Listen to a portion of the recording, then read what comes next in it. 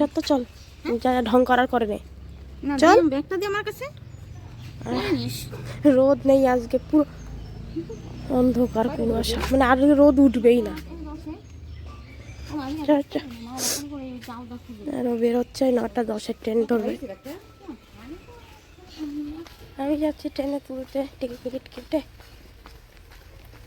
ওই পাশে ticket counter, ওই পাশে দাঁড়িয়ে থাকবে ব্যাগ নিয়ে, দাঁড়িয়ে রয়েছে। ফুলগুলো সব পাট পাট করছে। ঠিক আছে, ওইখানে রোদ উঠেনি না এখনো। আজকে যেমন ঠান্ডা তেমন বিন্দু মাত্র, আজকে রোদ তো উঠবেই না, প্রচণ্ড হাওয়া। প্রায় 9:30 বাজে, দেখে মনে হচ্ছে ভোর 6টা-7টা বাজে, তাই মনে হচ্ছে। আজকের ওয়েদারে কোন পাহাড় পাহাড় ফিল আসছে, মানে লাইনের ওপরটা ফাঁকা জায়গা, এত হাওয়া ছিল। মানে এই হচ্ছে আমাদের জ্বালানির স্টোভ। তো এই পিঠে পর্ব মোটামুটি আপাতত এখন শেষ, তাই আমার মা এই যে এক্সট্রা জ্বালানিগুলো আবার গুছিয়ে রাখছে। স্টোর আমাদের না মা, জ্বালানির স্টোর।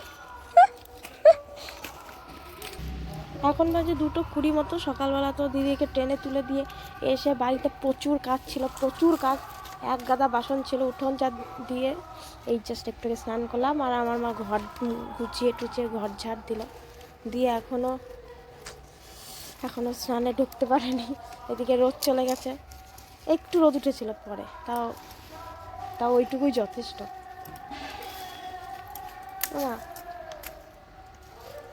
কালকে তবু ছাড়তে পারতাম।